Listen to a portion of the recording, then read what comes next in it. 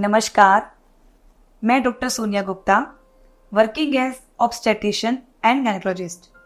जब किसी महिला का मिसकैरेज मीन्स गर्भपात हो जाता है या अबॉर्शन हो जाता है तो वो महिला बहुत डिसहार्टेंड हो जाती है, बहुत निराश हो जाती है। लेकिन फिर भी उस महिला के मन में एक प्रश्न आता है कि अब मैं दोबारा से प्रेगनेंसी कब कर सकती हूँ, दोबारा से मैं कंसीव कब कर सकती हूँ। तो दोबारा से जो प्रेगनेंसी करना है वो मल्टीपल फैक्टर पे डिपेंड करता है, जिसमें सबसे पहला इम्पोर्टेंट फैक्टर होता है कि आपका जो मिसकैरेज है, जो गर्भपात है, वो कब हुआ है। यदि आपका गर्भपात बहुत जल्दी हो गया है, जैसे आपको 1 या सवा महीना चढ़ा है, मतलब 6 या 7 हफ्ते हुए थे और आपको मिसकैरेज हो जाता है, तो उस मिसकैरेज का जो मुख्य कारण रहता है वो रहता है क्रोमोसोमल डिफेक्ट। मीन्स हमारे मनुष्य के अंदर 23 पेयर्स क्रोमोसोम्स गुणसूत्रों के होते हैं। जब एग जो होता है वो स्पर्म से उसकी मीटिंग होती है, छोटा सा भ्रूण जाइगोट बन जाता है, कोशिकाओं का विभाजन चल रहा होता है। तो ऐसे में कुछ गड़बड़ हो जाने की वजह से जो क्रोमोसोम्स होते हैं वो 23 पेयर्स हर सेल में होने चाहिए थे, मगर उसकी जगह या तो उस क्रोमोसोम की ट्राइसोमी हो जाती है, मतलब एक क्रोमोसोम अधिक हो जाता है, या फिर वो कम हो जाता है। इसको क्रोमोसोमल डिफेक्ट बोलते हैं। तो शुरू में होने वाले मिसकैरेज का मुख्य जो कारण रहता है वो गुणसूत्रों का डिफेक्ट रहता है, जिसकी वजह से 20 to 30% जो प्रेगनेंसीज होती हैं वो बहुत शुरू के फेज में अबॉर्ट हो जाती हैं, क्योंकि इस तरह का जो भ्रूण होता है वो आगे ग्रोथ नहीं कर पाता है। तो जब इतनी अर्ली प्रेगनेंसी अबॉर्ट होती है, मिसकैरेज होता है, तो हम डॉक्टर्स ये कोशिश करते हैं कि आपकी सफाई ना करनी पड़े और जो बच्चेदानी है वो दवाई से ही उसको हम क्लीन करने की कोशिश करते हैं, जिसको हम मेडिकल अबॉर्शन भी बोलते हैं। यदि आपका शुरू में मिसकैरेज हो गया है और आपका दवाइयों से ही उसको साफ करवाया गया है, तो आप 1 या 2 महीने इंतजार करें, जिसमें आप अपना हीमोग्लोबिन, अपना थायराइड और शुगर की बीमारी तो नहीं है ये रूल आउट कर लें, और उसको एकदम से हीमोग्लोबिन को पूरा रिक्रीन करके आप नेक्स्ट प्रेगनेंसी 1 या 2 महीने में प्लान कर सकती हो। अब ये बात आती है कि आपका मिसकैरेज अर्ली ही हुआ है, मतलब पहली तिमाही में हुआ है और 12 हफ्ते से पहले हुआ है, लेकिन आपकी सफाई करनी पड़ी, जिसको बोलते हैं डीएनई। तो ऐसी कंडीशन में जो हम डीएनई करते हैं, हालांकि उसमें हम पेट नहीं खोलते हैं, वो उस तरह का ऑपरेशन नहीं होता है। योनि के द्वारा ही बच्चेदानी के छेद के थ्रू औजार डालकर सफाई की जाती है। यदि आपकी सफाई हुई है, ऐसे केस में फिर हम आपको 3 महीने रुकने के लिए बोलते हैं। हम आपको ये बोलते हैं कि अब 3 महीने प्रेगनेंसी प्लान ना करें। इन 3 महीनों में आपको सबसे पहले अपना हीमोग्लोबिन, अपना थायराइड और अपना शुगर का टेस्ट करवाना है, ताकि हम पता लगा सके इसमें से कोई फैक्टर मिसकैरेज का तो नहीं था। और क्योंकि आपकी सफाई हुई है तो हो सकता है आपको रक्तस्राव मतलब ब्लीडिंग भी काफी हुई हो, तो आपका हीमोग्लोबिन भी डाउन आ गया हो, तो दूसरी बार आपको मिसकैरेज ना हो, इसलिए अपने हीमोग्लोबिन को रेक्टिफाई करना बहुत इंपॉर्टेंट होता है। अब हम बात करते हैं, यदि आपको इस तरह का मिसकैरेज हुआ है जो 12 हफ्ते के बाद हुआ है, या आपको रिकरेंट मिसकैरेज हुए हैं, मतलब आपको बार बार गर्भपात हुए हैं, 2 या 2 से अधिक मिसकैरेज हुए हैं, ऐसी कंडीशन में मल्टीपल फैक्टर्स होते हैं, जैसे कि सबसे पहला क्रोमोसोमल डिफेक्ट का होना।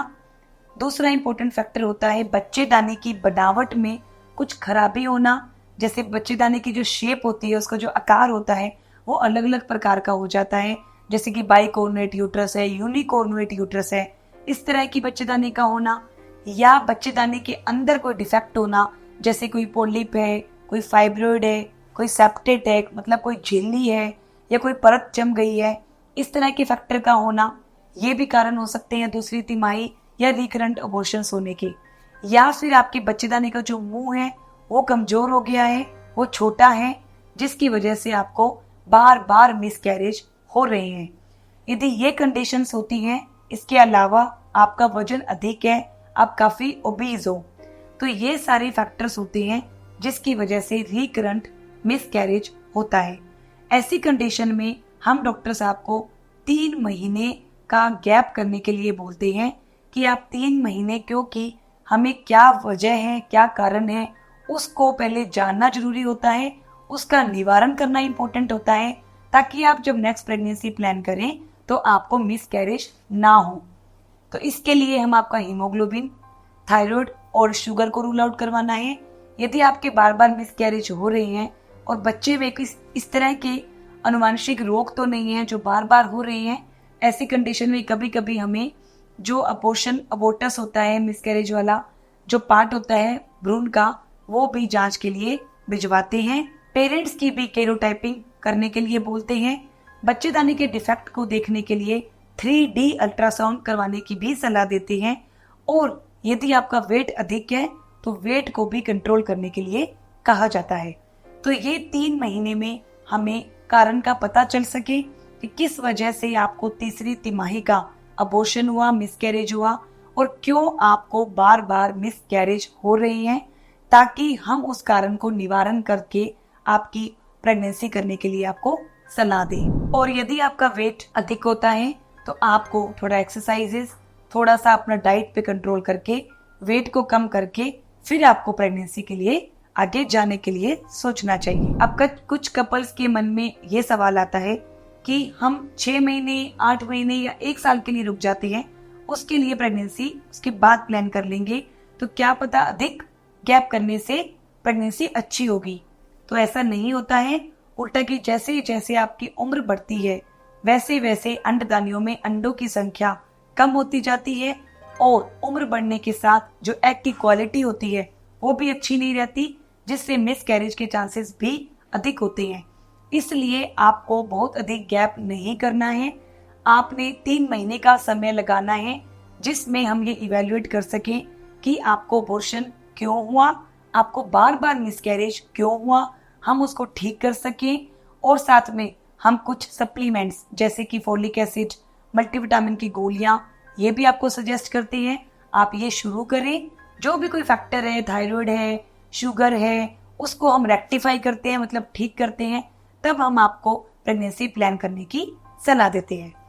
अब मिसकैरेज होने के बाद महिला के मन में दूसरा महत्वपूर्ण प्रश्न आता है कि अब वो रिलेशनशिप दोबारा से कब से बना सकती है। तो देखिए, जब तक आपको ब्लीडिंग कंटिन्यू रहती है, क्योंकि मिसकैरेज होने के 15-20 दिन तक ब्लीडिंग जो होती है वो कंटिन्यू रह सकती है। तो जब आपकी ब्लीडिंग बिल्कुल बंद हो जाती है तब आप रिलेशनशिप बना सकते हो, लेकिन आपका फिजिकली और मेंटली फिट होना ज्यादा इंपॉर्टेंट है। जब आप ऐसा फील करती हो कि मैं फिजिकली, मेंटली बिल्कुल रिकवर कर चुकी हूँ, ब्लीडिंग बिल्कुल रुक चुकी है, तब आप रिलेशन बना सकते हैं। फिर तीसरा महिला का महत्वपूर्ण प्रश्न ये रहता है कि वो बेड रेस्ट कितना करे।